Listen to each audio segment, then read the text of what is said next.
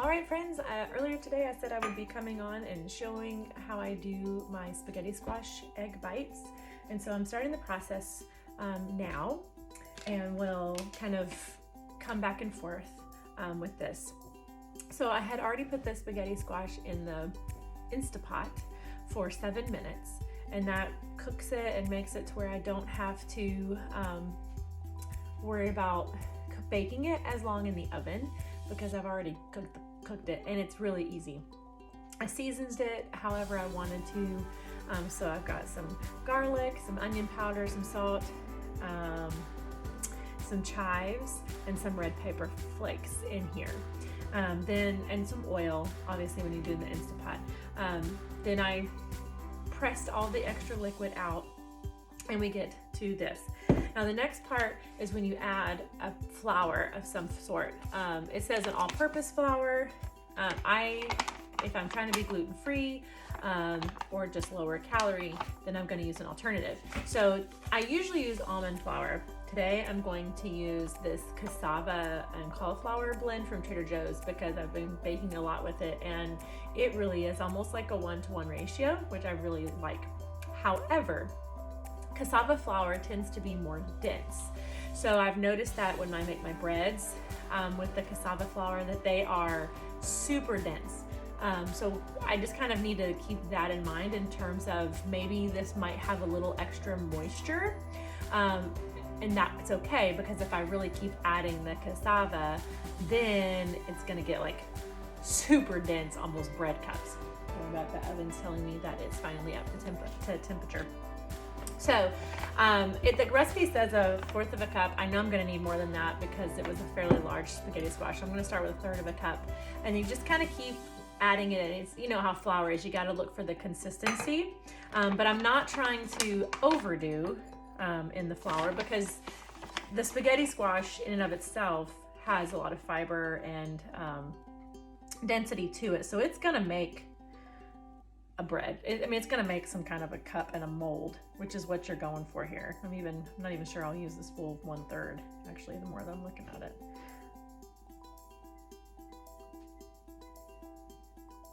Let's start with that. So I might have actually truly used just a 1/4 just then. I'm gonna get a fork, I have a spoon, but I think that's what I need for this. And I'm just gonna mix this in. And while I'm talking over here, I've got my silicone cup mold. And I'm gonna tell you, if you don't bake with silicone, you should. They are so easy to clean. Everything like literally falls out of it.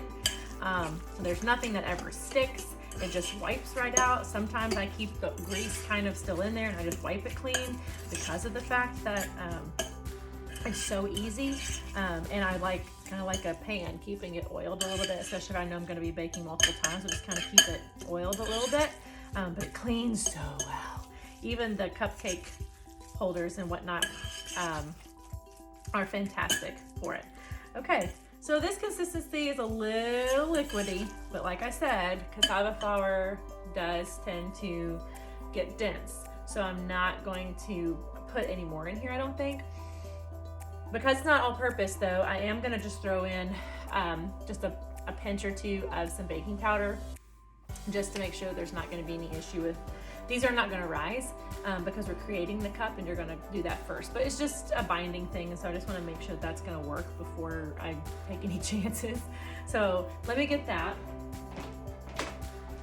So just a little pinch, again, right where everything's a little pinch of this, splash of that. So I'm not going to over stress how much I put in here, just simply because of the fact that I know that it's not going to rise anyways, but I'm just wanting to make sure everything binds well. So here we are. Get this stirred up one more time.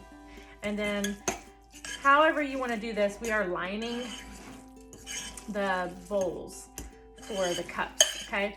What's going to happen is that you're going to let these bake individually and kind of create a little bit of a crust prior to putting the egg in there.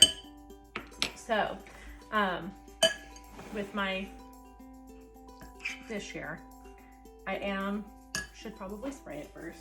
Not that you need to, silicone you don't need to. Really, truly, you don't need to with the silicone. It would work fine, but a lot of times I still do just to be safe. So however much you want to do, and you're creating a little cup, so you're kind of pressing it into the sides, trying to build it up onto the edge, because again, you're making a little cup for your egg to sit down in. And I've done this a lot of different ways. Most of the time I actually crack a whole egg inside of it. Today I've created an egg mixture because of the fact that I am trying to do more egg whites to keep it lower in fat. And even though I don't have a gallbladder anymore, I am still having some issues with certain kinds of foods, fatty foods and things of that nature. So I guess it's just gonna be my life of living more of a low-fat diet, and that's okay with me. So creating little cups, okay? So I'm gonna keep going here. The video might speed up as I finish this, and then I'll show you what we do after the fact. Okay. All right, so here you are. So I'm gonna finish out scooping the rest of this in. I'm gonna put it in the oven. It's at 375. Actually, it's gonna be at 390 right now for about 10 or 15 minutes. You wanna get a little brown golden crispiness around the edges. That's how you kind of know it's done. It still may have a little moisture, but that's okay. Take it back out, and I'll meet you on the other side of this for what happens next. Eggs today. So I did a full cup of egg whites, which is about the equivalent of like 5 1/4 eggs. And then I ended up doing 3 whole eggs as well, because it had a recipe. The recipe was for 8 eggs. So that's going to get roughly around 8 1/2 eggs in here. And typically, like I said, normally I would just crack a whole egg in each individual cups, which means you have to have 12 eggs. But since I'm doing a little bit differently this time, I didn't do that. So the only seasoning I'm going to add to this is, again, a Trader Joe's seasoning. And I'm not affiliated with them or anything, but I do think they have great products. And this is a citrusy garlic, and it is definitely heavy on the citrus and salt side. It does have some cumin, bay leaves, black pepper, some oregano, but it also has a citrus, so it's got some lemon and some orange in there as well, and some parsley. So it's this really bright, citrusy, very, very bright garlic flavor. So you kind of have to know what it is. I really like the flavor of it, so I'm gonna go heavy on it, but that lemon does cut through. So I've got that, and I've got that I'll garnish on top is some green onion that I cut up. I could mix that in, but then when I go to scooping out these for the eggs, I could have something that's really heavy on the green onion, and I don't want to do that. So I'll garnish that on top, and I'll also garnish with some cheese. I'm not dairy technically intolerant, but it is just one of those things that if you know something really heavy in dairy can upset you, then I try to use an alternative, and then I don't worry about it other times.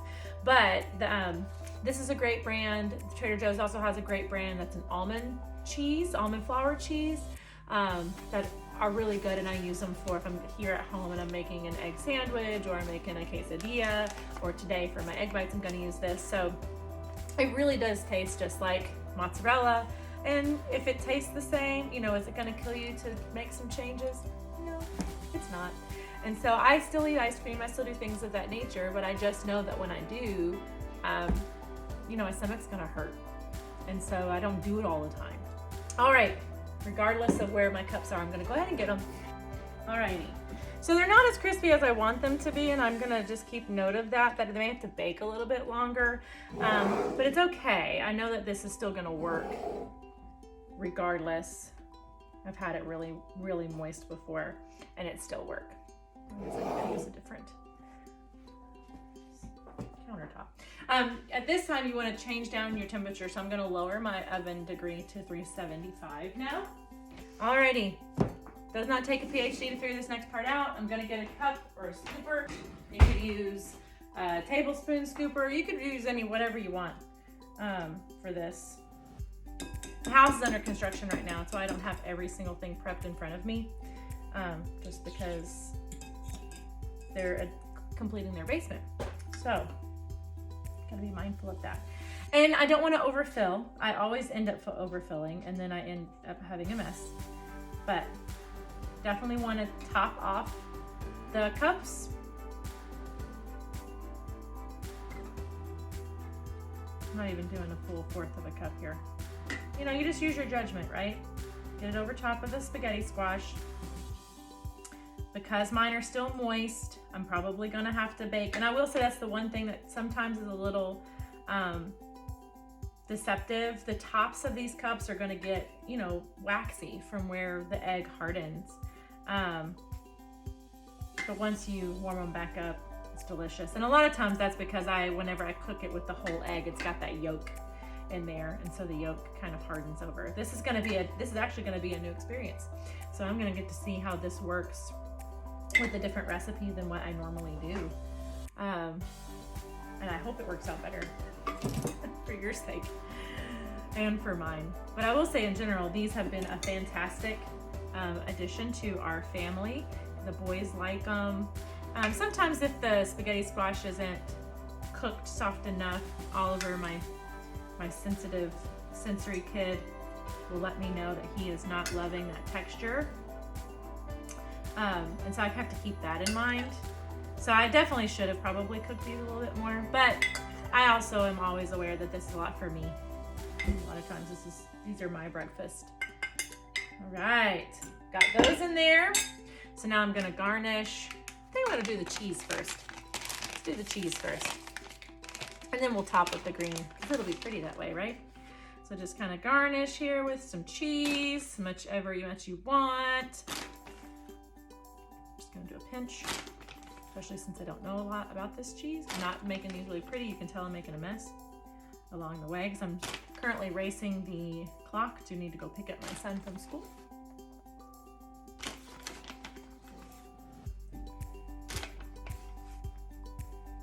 They are dispersing, the cheese is dispersing into the eggs quite well, so that's good. And this should help, got some on the floor. This should help also with some of that extra moisture. Add that in. All right. Again, the beautiful side of silicone, everything just wipes right off of it beautifully. And now, green onion, just a little pinch. It's gonna be a beautiful little finish there. One of the recipes that I looked at had a tomato on top. They put a tomato half on top. You can use pepper. You could even add a meat into this if you wanted to. You could add, one had chorizo, or they were doing a breakfast, like a Mexican breakfast. Oops, oh my God, a green onion. All right, that one didn't get a lot. Let's see if I can steal some green onion from a couple of these guys.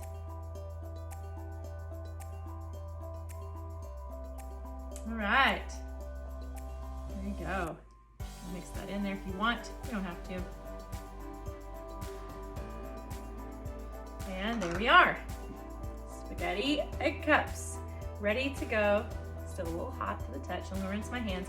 Ready to go back in the oven. You're gonna cook them for an additional 10 to 12 minutes, maybe even up to 15 if they're still wet and moist. That's all up to you.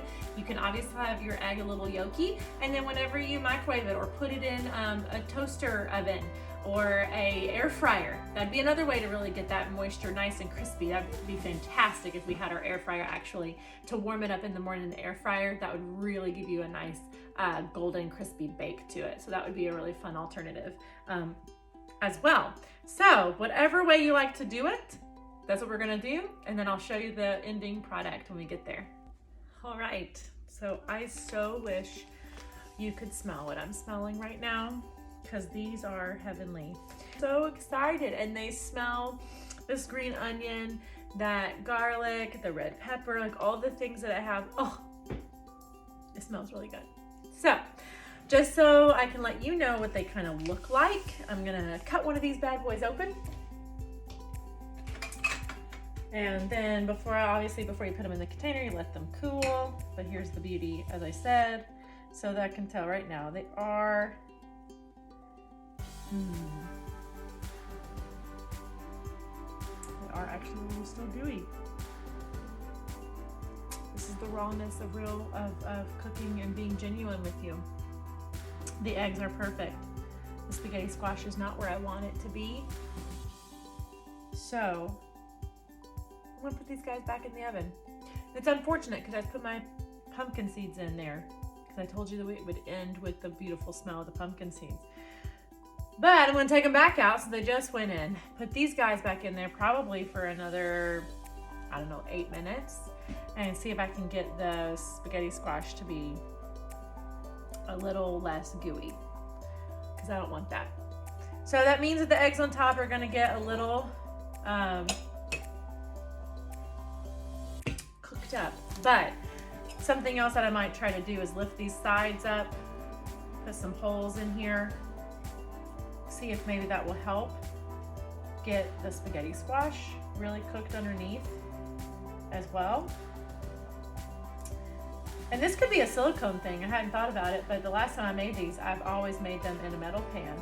And I don't know if it makes any kind of difference, but it could be that the silicone doesn't get as much air underneath there. I don't know. We're gonna see. We're gonna try this out. See, if I'm being honest, that's just a little too gooey for me. So, transparency is everything. Let's put them back in the oven. All right. So these guys do look a little better. And just full transparency, I wish I would have used more flour. I left it a little more liquid because I was worried about the cassava getting too dense.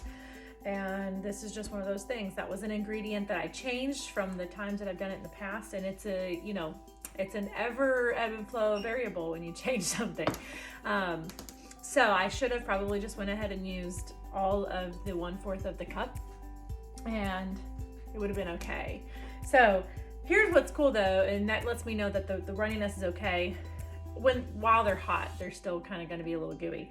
The little bit that was on the fork or on the knife, in the 6 minutes extra that I put them in there, that had hardened already. So when these cool, that gooiness that's happening right now, it's actually going to be better.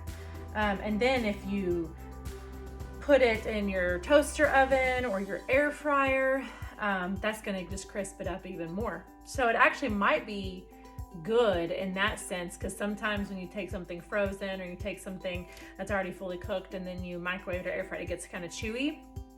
That's probably not going to happen with this because there's a lot of extra moisture still in here. So that way, whenever I air fry it tomorrow morning, or whenever we have a toaster oven here at my in-laws, so when I toaster oven, it's going to really get that bottom nice and crispy.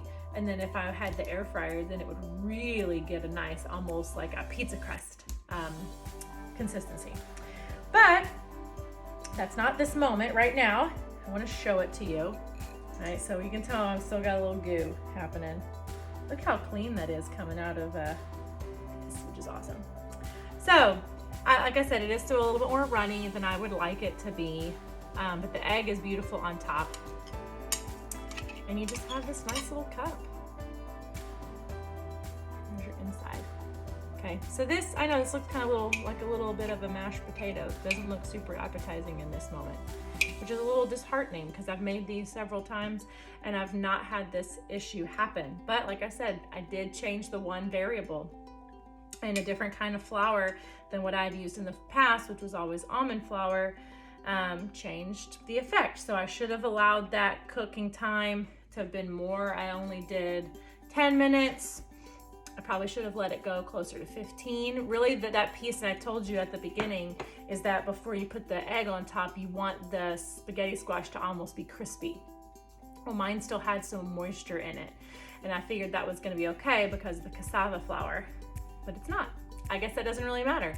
So that's the one step in the ingredient that are in the instructions that I would say make sure is your spaghetti squash cup is nice and crispy almost before you add the egg in, and then you're not going to have this problem. But I know that once they cool and I take them out, and then once they really get solid in the refrigerator tomorrow, all this is going to be okay.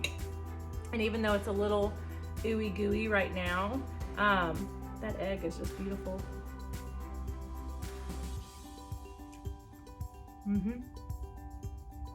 All those flavors that I talked about with the chive and the red pepper and the salt and the garlic, that's perfect. So you win some and you lose some. But I will post the exact recipe that I used the very first time, which is from the Fit Pro. I'll copy what their steps were, so that way you can know, and I'll even put the alternative for the almond flour, which is a 1-to-1 ratio. Almond flour truly is a 1-to-1. So that's okay in that sense if you want to try it with the almond flour because you're wanting to kind of reduce the calorie or the gluten exposure. Do that. But I don't think this was because of cassava. I think it was simply because I didn't let that spaghetti squash really cook enough. So that's the one thing when that step, when it says 10 to 15 minutes, you may go 20 for you if you have a really thick, if you didn't smash them down enough, you may really have to cook that spaghetti squash down. I mean, I have them super thin, that way the cup is really laid out so that it doesn't take as long. So just kind of keep that one step, as of today, as we just experienced, is really important. Make sure that your spaghetti squash cup is fully crispy whenever you bring it out of the oven before you add the egg on top. All right, everyone, enjoy. I hope somebody tries it. If you do, let me know. I'm still gonna eat it. It's good right now, but it's delicious. It tastes awesome. It's a fantastic alternative. Spaghetti squash is a great carb and fiber replacement for you. It's got that vegetable, but it does have the carbs. So because it is a kind of a squash family, but it's delicious. So try it, okay? Try it for me. Happy fall, happy Monday, happy All Saints Day, happy Feast Day, happy first day of November. Let's give thanks. Next time that I see you, I'll meet you at the corner of life and creativity. Bye, friends.